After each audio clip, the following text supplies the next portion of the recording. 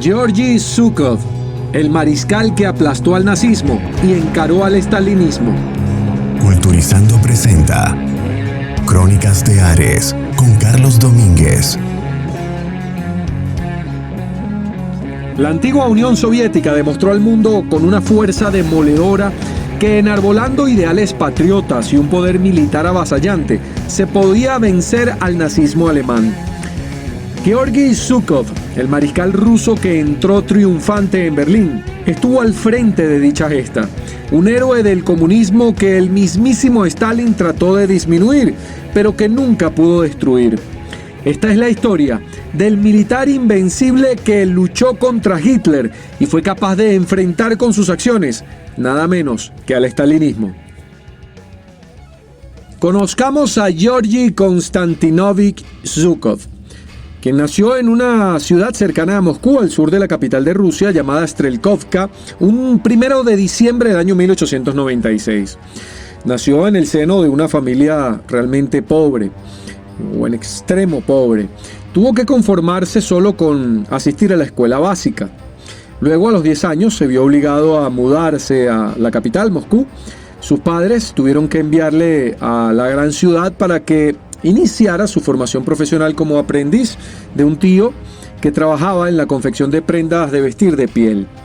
Sin embargo, consiguió continuar sus estudios. Primero aprendió gramática, matemáticas, geografía, al lado de quien era el hijo de su tío, obviamente su primo. Y luego, gracias a esto, logró superar exámenes para entrar en el turno de la tarde de una escuela municipal. Se graduó en el año de 1915, justo cuando ingresó a la Academia de Oficiales de Caballería por méritos propios. Esto es interesante, algo que en aquellos tiempos, justo antes de la revolución bolchevique, en la época de los zares, los hijos de aristócratas no tenían que lograr por méritos propios su acceso a la academia militar. Aquel mismo año, en 1915, cuando Zhukov entra a la Academia de Oficiales de Caballería, cuando cumple 19 años, fue llamado a filas y participó en la Primera Guerra Mundial como un soldado. Durante la Primera Guerra Mundial, Zhukov fue 2 veces condecorado con la Orden de la Cruz de San Jorge y por su valor en la batalla fue ascendido al rango de suboficial.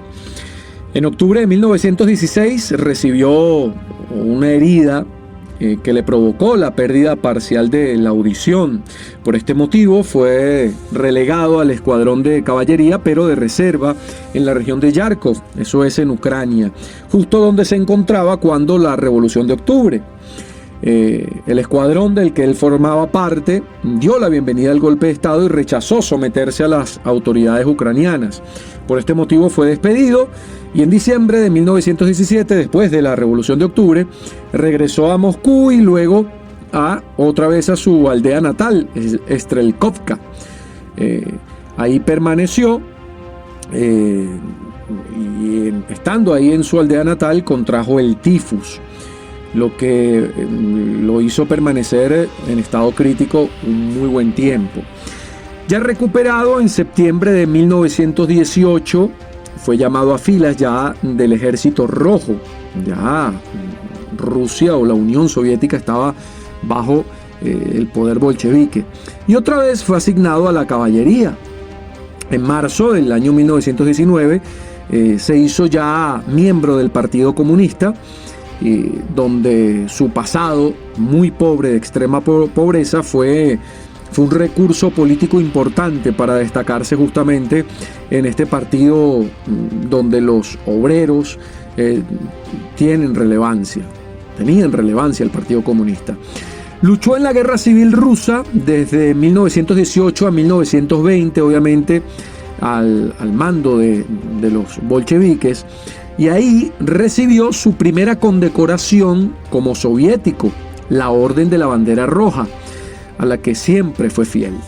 Su talento para la guerra, junto a algo más apreciado por las autoridades comunistas, que era su origen campesino y bastante humilde, le permitió a Zhukov escalar posiciones rápidamente en las jerarquías militares.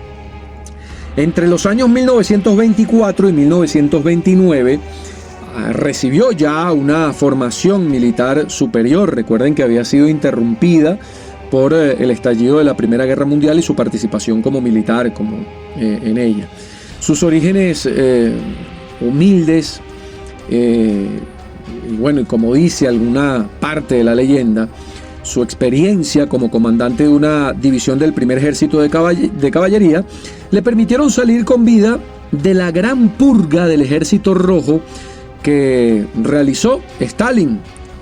Ustedes recuerdan que justamente antes de la Primera Guerra Mundial, Stalin hizo diezmó el poder militar, aniquilando, asesinando a opositores, a militares, a altos cargos de su gestión, de su cartera. El Zhukov pudo salvarse de esa gran purga. Se dice que Kliment Voroshilov, quien era comisario del pueblo de defensa, sentía cierta simpatía por los oficiales de caballería, y recuerden que ahí era donde se desempeñaba militarmente Zhukov. Pues la gran purga diezmó el personal de mando del Ejército Rojo, y esto obligó a que hubiera una carencia de oficiales competentes para asumir altos cargos en el Ejército Rojo. En esas circunstancias, la carrera de Zhukov como militar progresó rápidamente. Ya en junio de 1938 fue nombrado vicecomandante de caballería del Distrito Militar Oeste y se hizo inmediatamente conocido por su detallada planificación, su gran disciplina y su rigor. Ya ahí, justamente antes del comienzo de la Segunda Guerra Mundial, Zhukov tenía su nombre era destacado en las filas del Ejército Rojo. Ahora bien, comienza la prolífica carrera militar de Zhukov. Zhukov era un muy buen militar, uno de los mejores con que contó la Unión Soviética durante la Segunda Guerra Mundial, aunque hay quienes han desmitificado esa leyenda de Zhukov del super militar que nunca perdió una batalla. Sus memorias, discutidas por demás, hay quien dice o asegura, algunos historiadores, que él se atribuyó algún mérito que no le correspondía.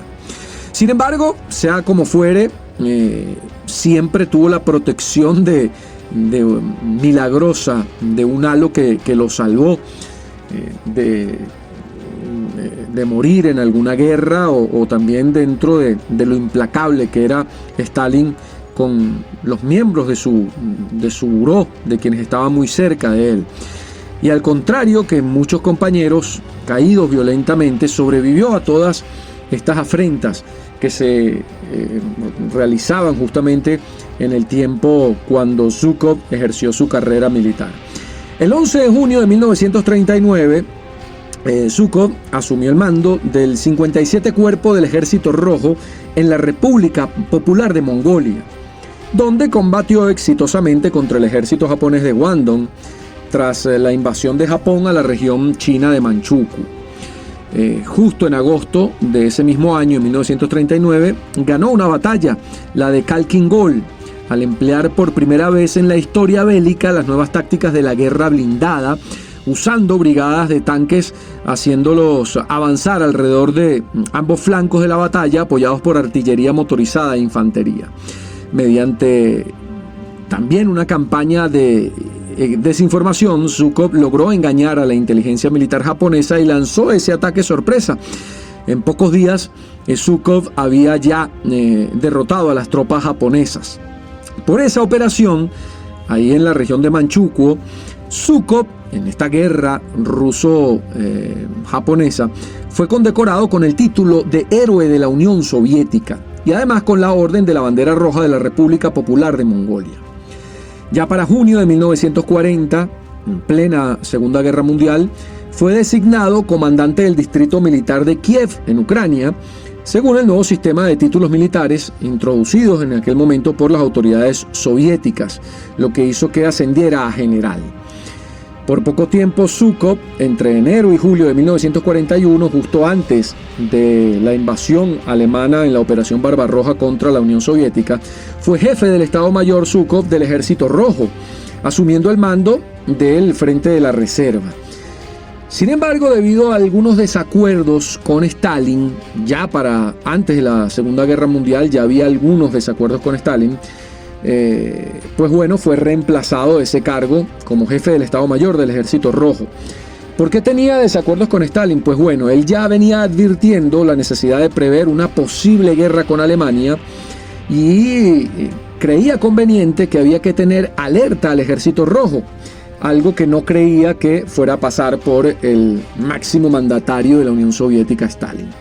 Se sabe que para mayo de 1941, justamente un mes antes de la agresión alemana contra la Unión Soviética, Zhúkov participó en el desarrollo de un plan de operaciones militares ofensivas en caso de una guerra con Alemania. Sin embargo, nunca se supo si ese proyecto fue aprobado o no, pero quedó claro que jamás se puso en práctica porque el ataque alemán tomó por sorpresa a los soviéticos. Ahora bien, ¿cuáles fueron los desafíos bélicos de Zhúkov en la Gran Guerra, la Guerra Patria, como le decían los rusos a la Segunda Guerra Mundial? Pues bien, Zhúkov estaba molesto por cómo se asumió la defensa del país ante el avance inevitable de los alemanes. El primer gran logro de Zhúkov en la Segunda Guerra Mundial fue justamente el primer gran logro de la Unión Soviética, un gran logro militar en la Segunda Guerra Mundial, que fue la defensa de la ciudad de Yelnya, una ciudad considerada estratégica para los alemanes en su avance hacia Moscú en la Operación Barbarroja. Eso fue en septiembre del año 1941. Pues bien, Zhúkov estuvo al mando de ese ejército, el Ejército Rojo, que logró recuperar unos 200 kilómetros cuadrados. La operación de Yelnya fue la primera victoria rusa contra los alemanes. Ahí los nazis perdieron hasta 45.000 hombres entre prisioneros de guerra, muertos, heridos y desaparecidos. Zhúkov en sus memorias resumió esa batalla clave, su primera gran victoria en la Segunda Guerra Mundial, de la siguiente manera: las batallas de Yelnya, leo textual, fueron de gran utilidad para nuestras tropas en el sentido de poder entender correctamente la táctica de defensa que planteaba el enemigo. Fíjense que ahí ya su ejército comenzó a comprender cómo era la táctica alemana y cómo debían actuar. Las autoridades soviéticas no tardaron en aprovechar esa ofensiva de Yelnya, esa primera victoria de los rusos en la Segunda Guerra Mundial contra Alemania, con fines propagandísticos, anunciando esta victoria como la gran victoria del Ejército Rojo y presentando ya a Zhúkov como un héroe nacional. ¿Cuáles eran las tácticas de Zhúkov? Pues la que ya había planteado de alguna manera con su ejército blindado en la guerra ruso-japonesa. Sus tácticas estaban basadas en una guerra de acorazados, tanques blindados, como armas de apoyo a la infantería, lo que permitían quebrar el poderío militar alemán. Pero sobre todo, Zhúkov desentrañaba siempre el pensamiento de los generales nazis y estratégicamente se anticipaba a las decisiones que terminarían tomando los altos rangos militares en la batalla contra la Unión Soviética, estos alemanes. Así que esa fue quizá la gran base de todas sus victorias de Zhúkov en la Guerra Patria, la Segunda Guerra Mundial. A mediados de septiembre de 1941, Zhúkov ya fue investido como comandante del Frente de Leningrado. La tarea principal era organizar la defensa de la ciudad. Él consiguió estabilizar el frente y frenó el avance nazi en las afueras al sur de Leningrado. Esto obligó de alguna manera a que el gobierno del Tercer Reich tomara la decisión de no atacar a la ciudad de forma directa, sino pasó a las tácticas de sitio. Recuerdan ustedes el sitio de Leningrado. Justamente porque Zhúkov logró mantener a raya y no dejar penetrar a los alemanes a la ciudad de Leningrado. Zhúkov, luego que logró el control del avance de los alemanes en Leningrado, le ordenaron trasladarse al cuartel general, donde asumió el mando del frente de la reserva y del frente occidental en un momento en que Moscú, la capital de la Unión Soviética, estaba bajo amenaza de ser ocupada. Pues el sitio de Leningrado duró 872 días y lo lograron romper los rusos en 1943. La operación también estuvo dirigida por Zhukov y supuso su condecoración con el título militar superior de Mariscal de la Unión Soviética. Ahí ya se convirtió, luego del sitio de Leningrado, como Mariscal de la Unión Soviética. Ahora hablemos de la batalla de Moscú. La ofensiva sobre Moscú empezó como tal el 16 de noviembre de 1941 por los alemanes. Zhukov logró el objetivo de no rendir la ciudad al enemigo, y hasta el 6 de diciembre, ya con las dificultades que tenían los alemanes en su avance en el rudo invierno hacia Moscú, pues Zhukov emprendió el contraataque. El objetivo primordial fue desplegar un trabajo político y de partido entre las tropas que estaban en Moscú. Alzó la moral de los soldados e hizo que tuvieran mayor confianza en sí mismos, para que se creyeran que era posible derrotar al enemigo en las puertas o a las puertas de Moscú. Él logró que la línea de frente fuera desplazada a una distancia entre 100 y 250 metros de Moscú, es decir, mantuvo alejados de Moscú a los alemanes. A pesar de que este frente duró 14 meses, las tropas soviéticas no consiguieron avanzar y la línea del frente seguía a unos 150 kilómetros de la capital. La batalla de Moscú fue la primera derrota importante de los nazis. Fue entonces cuando la propaganda soviética se aprovechó de esta victoria en Moscú y lanzó un eslogan legendario que todavía retumba en Rusia: donde está Zhukov, está la victoria. Georgy Zhukov encabezó también desde finales de agosto del año 1942 las tropas que combatían por liberar Stalingrado. En la primera quincena de septiembre de 1942, Zhukov organizó el ataque del flanco izquierdo del frente de Stalingrado, una operación que terminó por salvar a la ciudad. Zhukov participó en cierto modo de la siguiente contraofensiva del ejército rojo, la operación Urano, que estaba diseñada por el mismo mariscal. Ya el 23 de noviembre de ese año de 1942, los nazis fueron rodeados en los alrededores de Stalingrado y el 2 de febrero de 1943 capitularon. La batalla de Stalingrado dejó un saldo de 2 millones de rusos y alemanes muertos o heridos. Luego de liberar Stalingrado, se produjo la batalla de Kursk, esta famosa batalla en la historia de los tanques en la ciudad rusa de Kursk, entre julio y agosto de 1943. Fue el último gran esfuerzo ofensivo que realizó la Wehrmacht alemana en el frente del este. El plan de esta batalla obviamente también fue elaborado por Zhukov, pero lo ejecutaron otros jefes militares. En las etapas posteriores a la Segunda Guerra Mundial se hablaría justamente de que no fue Zhukov el que logró ganar esta batalla de Kursk, sino otros jefes militares. Luego de Kursk, Zhukov participó en las ofensivas contra los fascistas en Bielorrusia, Polonia, las repúblicas bálticas. También estuvo en la famosa Operación Bagration, esa que fue el día D, no de los aliados, sino de los soviéticos contra Alemania. Zhukov disfrutaba de un avanzado prestigio en ese momento ante Stalin y sostenía de una buena manera su opinión en discusiones frente al líder soviético sobre cuestiones de táctica militar. Obviamente tenía que tener Stalin ya respeto por él por sus victorias. Zhukov lograba defender sus puntos de vista y no permitió ante Stalin que las consideraciones políticas condicionaran lo que estratégicamente de forma militar él planificaba. Siempre mantuvo una oposición de empatía y no de oposición contra Stalin durante la guerra. Ahora bien, el mayor de los logros de Zhukov fue la batalla de Berlín. Se convirtió en la operación más famosa del mariscal Zhukov, en una batalla que empezó el 16 de abril de 1945. Y Zhukov era uno de los autores del plan de la ofensiva y también dirigía las tropas del primer frente bielorruso, los que venían por la parte de arriba, por decirlo así, que tuvo un papel principal en el asalto. Para el 2 de mayo, La resistencia alemana se rompió y se declaró el fin a las operaciones militares dentro de la ciudad. El 9 de mayo de 1945, a las 0:43 horas, plena medianoche, el mariscal de campo Wilhelm Keitel firmó el acta de capitulación que fue entregada a Zhúkov. Esto significó la cima de su gloria. El 24 de junio de 1945, Zhúkov dirigió el desfile militar de la victoria en la Plaza Roja de Moscú. Esa imagen imborrable de Zhúkov montado sobre un caballo blanco.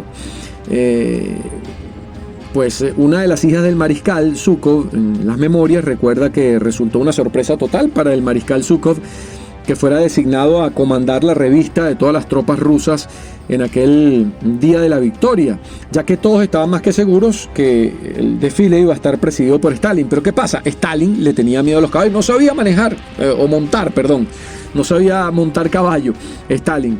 Así que el corcel blanco era necesario en la victoria y por eso fue que Zhúkov comandó el pase de revista justamente en aquel día de la victoria que se celebró el 24 de junio de 1945, aquel desfile en la Plaza Roja de Moscú. Ahora bien, después de la victoria de los soviéticos contra Alemania, el panorama comenzó a cambiar para Zhúkov.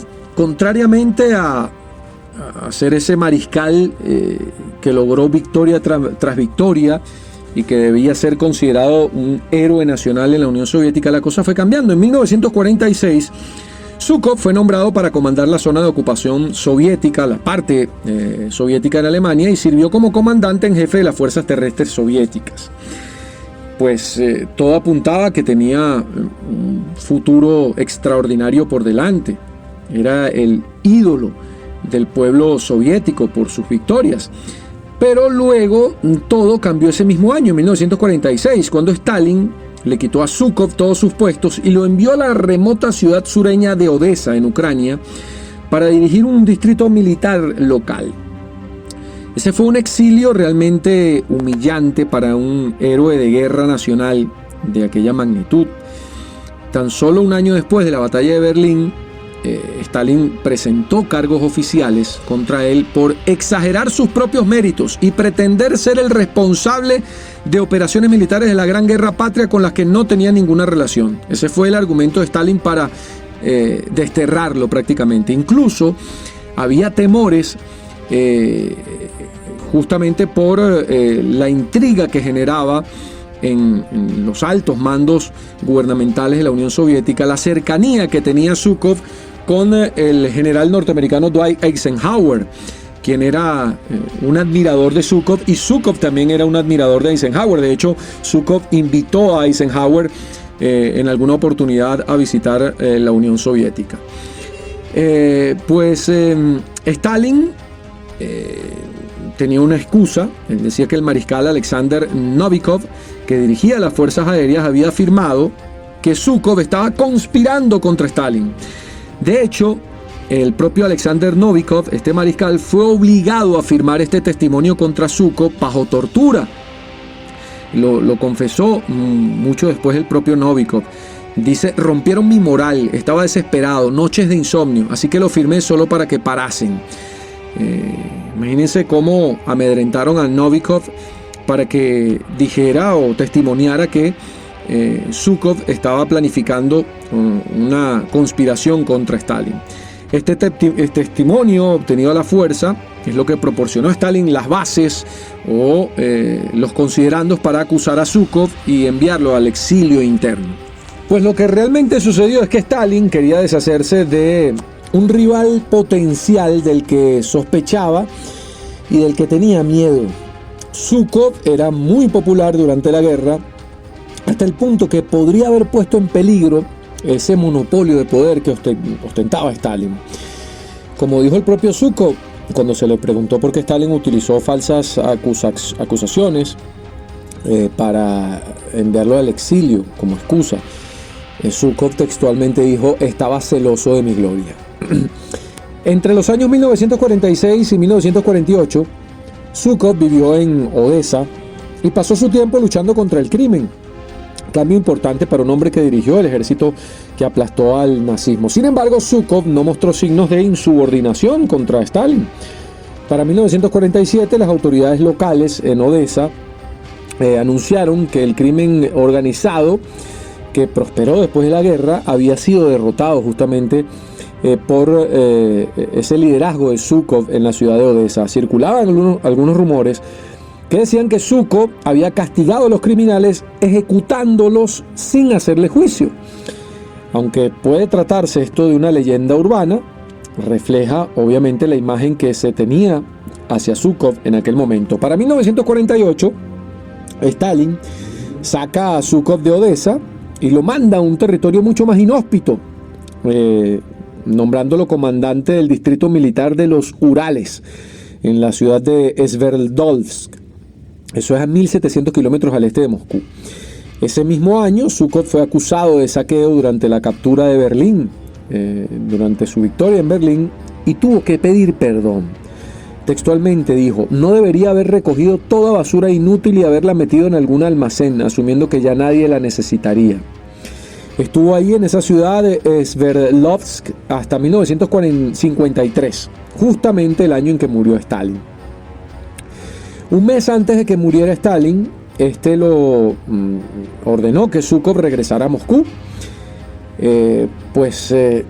Zhukov pensaba que Stalin necesitaba su experiencia militar para prepararse para una posible guerra contra Occidente. Recuerden que ya justamente después de la Segunda Guerra Mundial comenzó la era de la Guerra Fría, y que por eso su exilio estaría llegando a su fin. Es decir, pensaba que Stalin lo necesitaba. Sin embargo, tras la muerte de Stalin, Zhukov fue nombrado viceministro de Defensa y desempeñó un papel crucial en la política soviética. Una vez que muere Stalin, el propio Zhukov arresta a Lavrenti Beria, quien era uno de los secuaces más poderosos y siniestros de Stalin, profundamente relacionado con esta agencia de inteligencia NKVD. Lavrenti Beria era una especie de Heinrich Himmler. En el caso de Adolf Hitler, era el tipo al que le contaba todo Stalin y con quien confiaba para tomar decisiones, y quien le decía o le revelaba todo lo que internamente pasaba dentro de los altos mandos de la Unión Soviética. Pues bien, Zhukov arrestó a Beria personalmente con la ayuda de algunos soldados armados. Lo recordó en sus memorias. De hecho, Beria fue ejecutado más tarde sin la participación de Zhukov. Justamente decía Zhukov que Lavrenti Beria fue uno de los que malpuso su imagen ante Stalin. Al igual que el nuevo líder de la Unión Soviética luego de la muerte de Stalin, Nikita Khrushchev, Zhukov fue leal a Stalin cuando el líder estuvo vivo, pero no dudó justamente cuando muere Stalin, denunció los errores de Stalin en el poder, Zhukov, y también denunció las represiones innecesarias y brutales. Zhukov, como ministro de la Defensa en el año 1955, reabrió los casos de comandantes militares que habían sido condenados a muerte por acusaciones falsas en la década de 1930, justamente cuando ocurrió la gran purga de Stalin. Varias veces logró castigar a los generales que eran responsables, logró despedirlos de sus puestos. Purgar a los miembros del aparato implicado en los crímenes de los años 30 podría haber dañado todo el sistema soviético, justamente cuando estaba esta lucha de Occidente contra el comunismo. Así que en 1957, la nueva dirección, encabezada por Nikita Khrushchev, obligó a Zhukov a retirarse, acusándolo de haber consolidado demasiado su poder. Ese fue el argumento. El 27 de octubre del año 1957 fue destituido de todos sus cargos y puestos por una falsa acusación de preparación de golpe de Estado por parte de Zhukov y por interferir en el trabajo del partido dentro del ejército. Esas fueron las causas para despedir a Zhukov, que seguía siendo obviamente era potencialmente una amenaza para quienes ostentaban el poder en la Unión Soviética. Ahí sí su carrera militar llegó al fin, en el año 1957. Pasó el resto de su vida tomando Coca-Cola. Era adicto a esa bebida capitalista, una bebida que su amigo Eisenhower logró hacerle llegar. Escribió sus memorias y concedió alguna que otra entrevista, la mayoría sobre la guerra, y pocas veces mencionó el periodo de intrigas que justamente después de la Segunda Guerra Mundial vinculó a Stalin con este señor Georgi Zhukov. Zhukov murió el 18 de junio de 1974 a la edad de 78 años y hoy día en Rusia Zhukov es uno de sus principales héroes modernos de guerra. Soy Carlos Domínguez, esto es Crónicas de Ares.